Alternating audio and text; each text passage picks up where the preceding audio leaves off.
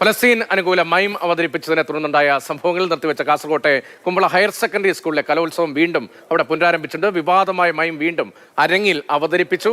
കനത്ത പോലീസ് കാവലിലായിരുന്നു കലോത്സവം നടക്കുന്നത്. ഇപ്പോഴും അങ്ങനെയാണ് ആ പരിപാടികൾ നടക്കുന്നത്. മൈം അവതരിപ്പിക്കാൻ കഴിഞ്ഞതിൽ വിദ്യാർത്ഥികൾ സന്തോഷം പ്രകടിപ്പിച്ചു.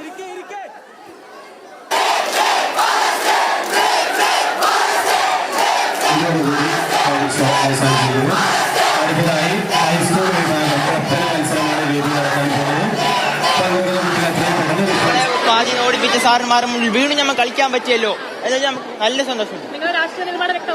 നമ്മള് വ്യക്തമാക്കി. നമ്മൾ വിചാരിച്ചില്ല ഇങ്ങനെയല്ല, കേരളം മൊത്തം അറിഞ്ഞു. സന്തോഷം, വളരെ വളരെ സന്തോഷമുണ്ട്. ഞങ്ങൾ ഒരു കൂടെ തെറ്റിക്കാതെ നിയമം ഫുള്ള് പാലിച്ചിട്ടല്ല കളിച്ചിരുന്നത്. ഇങ്ങനെ ഈ അവസരം കിട്ടുമെന്ന് പ്രതീക്ഷിച്ചില്ല. അന്ന് ആ സംഭവം ഉണ്ടായാല് കിട്ടിയാൽ വളരെ സന്തോഷം. ഞങ്ങൾക്ക് എല്ലാവർക്കും വളരെ നന്ദി. പലസ്തീൻ അനുകൂല മൈം അവതരിപ്പിച്ചതിനെ തുടർന്നാണ് വലിയ പ്രതിഷേധം അവിടെ ഉണ്ടായത്. ഹയർ സെക്കൻഡറി സ്കൂളിലെ കുമ്പള, കാസർഗോഡ് അതിർത്തിയിലെ കുമ്പള ഹയർ സെക്കൻഡറി സ്കൂളിലെ കലോത്സവം നിർത്തിവെച്ചു. പിന്നീട് അത് പുനരാരംഭിച്ചു. ആ മൈം തന്നെ അവിടെ അവതരിപ്പിച്ചു. എന്തുകൊണ്ടാണ് പലസ്തീൻ വലിയ രാഷ്ട്രീയ വിഷയമായി നമ്മുടെ നാട്ടിൽ ഇങ്ങനെ കത്തി നിൽക്കുന്നത്? എന്തുകൊണ്ടാണ് ഇസ്രയേൽ അനുകൂലമായ ചർച്ചകൾ വരുന്നത്? എങ്ങനെയാണ് പാശ്ചാത്യ രാജ്യങ്ങളിലെ ഗൾഫ് റീജിയനിലെ പൊളിറ്റിക്സ് നമ്മുടെ പൊളിറ്റിക്സിലേക്ക് കലരുന്നത് തുടങ്ങിയ ഒട്ടേറെ ചർച്ചകൾ സ്വാഭാവികമായി വരുന്നു. ഡി പ്രമേഷ് കുമാർ നമുക്കൊപ്പം ചേരുന്നുണ്ട്. പ്രവേശിട്ടാ ഇപ്പോൾ ദീർഘകാലമായി പൊളിറ്റിക്സ് ഒക്കെ റിപ്പോർട്ട് ചെയ്യുന്ന ആളാണ്. എന്തുകൊണ്ടാണ് പലസ്തീൻ ഒരു പ്രധാനപ്പെട്ട വിഷയമായി നമ്മുടെ നാട്ടിൽ മാറുന്നത്? അല്ലെങ്കിൽ ഇറാൻ ഇറാഖ് യുദ്ധം വലിയ പ്രധാനപ്പെട്ട വിഷയമായി എങ്ങനെയാണ് സ്വാധീനിക്കപ്പെടുന്നത്? അത് കലോത്സവ വേദികളിലെ കുട്ടികളിലേക്ക് എത്തുമ്പോൾ അതിൻ്റെ ഒരു അനുരണനം എങ്ങനെയാണ്? അല്ല, എന്നും നമ്മൾ അന്താരാഷ്ട്ര വിഷയങ്ങൾ ചർച്ച ചെയ്തിരുന്നു എന്നുള്ള കാര്യം. നമ്മളിപ്പോൾ ദക്ഷിണാഫ്രിക്കൻ ജനതയ്ക്ക് വേണ്ടി അപ്പാർത്തൈഡിനെതിരായി ഒക്കെ, വർണ്ണവിവേചനത്തിനെതിരായി, നെൽസൺ മണ്ടേലയ്ക്ക് അനുകൂലമായി ഒക്കെ പ്രതികരിച്ചിട്ടുണ്ട് കേരളത്തിലെ ജനങ്ങൾ. പലസ്തീൻ വിഷയം എന്ന് പറയുന്നത് ഇപ്പോൾ ചിലർ പറയുന്നത് പോലെ, പ്രചരിപ്പിക്കുന്ന പോലെ ഒരു ഇസ്ലാം ജൂത മതവിഷയമല്ല. അതിനെ ഒരു മതപരമായ വിഷയമായി ചുരുക്കി കാണുകയാണ് ചിലർ ചെയ്യുന്നത്. അവിടെയാണ് ഈ പ്രശ്നം വരുന്നത്. മതവിഷയത്തിലേക്ക് ചുരുക്കപ്പെടുന്നു. കേരളത്തിലെ നമ്മുടെ സങ്കുചിതമായ രാഷ്ട്രീയ താല്പര്യത്തിനുള്ളിൽ ഒരു മതവിഷയമായി ചുരുക്കപ്പെടുന്നു. അതിനെ ഒരു ആഗോള മാനവിക അത്തരമൊരു വിഷയമായി കാണുന്നില്ല. ചരിത്രപരമായി ശരിക്കും പലസ്തീൻ വിഷയം തുടങ്ങുന്നത് ഇപ്പോൾ ഈ ഹമാസ് അറ്റാക്ക് ഉണ്ടായ 2023 ജൂലൈ 7-നല്ല.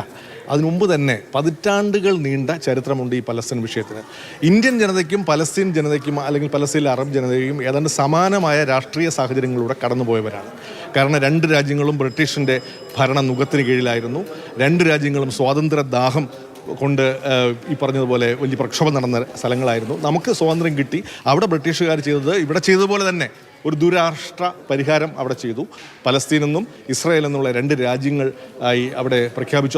അന്ന് ഐക്യരാഷ്ട്രസഭയുടെ സുരക്ഷാ കൗൺസിൽ പ്രമേയത്തിൽ പ്രകാരമാണ്. മാത്രമല്ല പല ഘട്ടങ്ങളിലും ഐക്യരാഷ്ട്രസഭ ഇടപെട്ടു. പക്ഷേ ഇടപെടലൊന്നും അങ്ങനെ അവിടുത്തെ ജനതയ്ക്ക് ഫലപ്രദമായി മാറി. ഇതിന് രസം എന്ന് പറയുന്നത് ഈ ദുരാഷ്ട്ര പരിഹാരത്തെ ഇന്ത്യ അന്ന് അംഗീകരിച്ചിരുന്നില്ല. കാരണം പലസ്തീൻ എന്ന് പറയുന്നത് അറബികളുടെ രാജ്യമാണ്. ഇപ്പോൾ ഫ്രഞ്ച് ജനതയുടെ രാജ്യമാണ് ഫ്രാൻസ്, അല്ലെങ്കിൽ ഇംഗ്ലണ്ട് എന്നത് ഇംഗ്ലീഷുകാരുടെ രാജ്യമാണ് എന്നതുപോലെ പലസ്തീൻ അറബികളുടെ രാജ്യമാണ് എന്നാണ് ഗാന്ധിജി അന്ന് ഹരിജനിൽ എഴുതിയിരുന്നത്. അപ്പോൾ നമ്മുടെ ഒരു വിദേശ നയത്തൊക്കെ സ്വാധീനിച്ചിരുന്നത് ആ ചിന്തയാണ്. നമ്മൾ പലസ്തീനുമായിട്ട് വളരെയധികം ചരിത്രപരമായ ഒരു ബന്ധം ഇന്ത്യക്കും കേരളത്തിനുമുണ്ട്. കേരളം സ്വാഭാവികമായിട്ട് ഈ അറബ് നാടുകളുമായിട്ട് നമുക്ക് എന്നും പണ്ടേ ഒരു വ്യാപാര ബന്ധങ്ങളും ഒക്കെ ഉള്ളത് കൊണ്ട് അറബ് ജനത നമ്മുടെ നാട്ടിൽ നമ്മളിങ്ങോട്ട് ഇറങ്ങിക്കഴിഞ്ഞാൽ ഒരു ഭാഗത്ത് വലിയ വന്യമായ മല അല്ലെ, പശ്ചിമഘട്ട മേഖല, അങ്ങോട്ട് കടന്നു പോകാൻ പോലും ആ കാലത്ത് കഴിയില്ല. പിന്നെയുള്ളത് തുറന്നു കിടക്കുന്ന കടലാണ്. കടലിലൂടെ അറബ് രാജ്യമാണ്. ഇതാണ് നമ്മുടെ അവർ പലരും ഇവിടെ വന്നിരുന്നു, വ്യാപാരത്തിൽ വന്നിരുന്നു. നമ്മുടെ പല ആളുകളും അറബ് നാടുകളിലേക്ക് ജോലി തേടിപ്പോയി. അങ്ങനെ അറബ് സമൂഹമായി നമുക്കൊരു ചരിത്രപരമായ ബന്ധമുണ്ട്. പിന്നെ ഇവിടെ ഇത് കേരളത്തിൽ മാത്രമല്ല, ഈ പലസ്തീൻ വിഷയം ഉന്നയിച്ച് ലോകമെമ്പാടും ഇപ്പോൾ പ്രതിഷേധം നടക്കുകയാണ്. ഇസ്രയേലിലടക്കം ചില ഇസ്രായേൽ സംഘടനകൾ യുദ്ധത്തിനെതിരായി യുദ്ധം അവസാനിപ്പിക്കണമെന്ന് പ്രതിഷേധിക്കുന്ന ഇസ്രായേൽ സംഘടനകളുണ്ട്. ഇപ്പോൾ ഏറ്റവും ഒടുവിൽ ഗ്ലോബൽ സുമുദ് ഫ്ലോട്ടില എന്ന് പറയുന്ന ഒരു ബോട്ടുകളുടെ വ്യൂഹം ഈ ഉപരോധത്തിലാണ്ട ഗാസ ജനതയ്ക്ക് സഹായം നൽകാൻ വേണ്ടി ഒരു 40-41 ബോട്ടുകളുടെ ഒരു വ്യൂഹം അവിടെ പോയി. അവരെ തടഞ്ഞു വെക്കുകയും അറസ്റ്റ് ചെയ്യുകയും ചെയ്തു. ഒരു ബോട്ട് മാത്രം അതിജീവിച്ചു. അതെ, പരിസ്ഥിതി പ്രവർത്തകയായ ഗ്രേറ്റ തുൻബർഗ ഉൾപ്പെടെ നെൽസൺ മണ്ടേലയുടെ ചെറുമകൻ ഉണ്ടായതിനകത്ത്. അങ്ങനെ ഒരു വലിയ ആക്ടിവിസ്റ്റുകളുടെ സന്നദ്ധ പ്രവർത്തകരുടെ ഒരു സംഘമാണ് അവിടെ പോയത്. അവരെ തടഞ്ഞു വെച്ചതിനെതിരെ സ്പെയിനിൽ, ഇറ്റലിയിലൊക്കെ പ്രതിഷേധമാണ്. സ്പെയിനിൽ വിദ്യാർത്ഥി സംഘടനകൾ, ഇറ്റലിയിൽ തൊഴിലാളി സംഘടനകൾ ഒക്കെ തന്നെ ലോകമെമ്പാടും ശരിക്കും ഇതിനെതിരെ പ്രതിഷേധം നടക്കുന്ന രാജ്യത്ത് നമ്മുടെ കാസർഗോഡിലെ കുട്ടികൾ ഈ വിഷയം അവരുടെ കലോത്സവത്തിൽ പ്രതിഫലിച്ചാൽ എന്താണ് കുഴപ്പം? അതൊരു സ്വാഭാവികമായ പ്രതിഫലനം മാത്രമാണ്. അതാണ് നമ്മുടെ ഒരു പൊളിറ്റിക്കൽ ലൈൻ.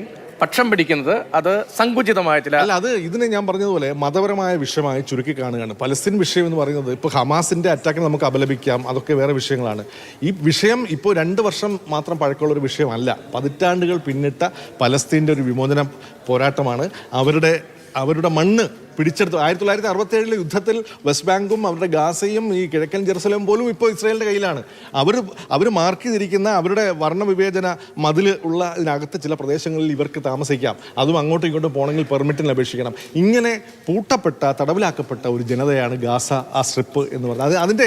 ഇതിൻ്റെ യാഥാർത്ഥ്യവും പശ്ചാത്തലവും അറിയാത്ത ചില തീവ്ര വലതുപക്ഷ മതരാഷ്ട്രീയമുള്ളവർ പടർത്തുന്ന ഒരു വേറിട്ട ചിന്താഗതിയാണ്. അവരിപ്പോൾ അതിനെ ഹമാസിനെ ഒരു ഭീകര സംഘടനയായിട്ടൊക്കെ കാണുന്നു. അത് നമുക്ക് വേറെ തരത്തിൽ ഇപ്പോൾ ഹമാസിന്റെ നടപടിയും അവിടെ ബന്ദികളാക്കപ്പെട്ടതും അല്ലെങ്കിൽ അവിടെ ആരെങ്കിലും ഇസ്രായേലി ജനതയെ ആക്രമിച്ചതൊക്കെ നമുക്ക് അപലപിക്കാൻ, അതിലൊന്നും തെറ്റില്ല. പക്ഷെ പലസ്തീൻ വിഷയം അതല്ല. പലസ്തീൻ വിഷയത്തിന് അങ്ങനെ വളരെ വിശാലമായി കാണേണ്ട ഒരു വിഷയമാണ്. അതിനെ ചുരുക്കി കാണുന്നു. അത് മതത്തിന്റെ കള്ളിയിലേക്ക് അല്ലെ, മതത്തിന്റെ കള്ളികളിലേക്ക് ഒതുക്കപ്പെടുമ്പോൾ ഉണ്ടാകുന്ന പ്രതികരണങ്ങളാണ്, ചില പ്രതിഷേധങ്ങളാണ് സംഭവിക്കുന്നത് എന്നാണ് നമുക്ക് ഈ വിഷയവുമായി ബന്ധപ്പെട്ട വിശകലനത്തിൽ ആ ഒരു പോയിന്റിലേക്കാണ് എത്താൻ കഴിയുന്നത്.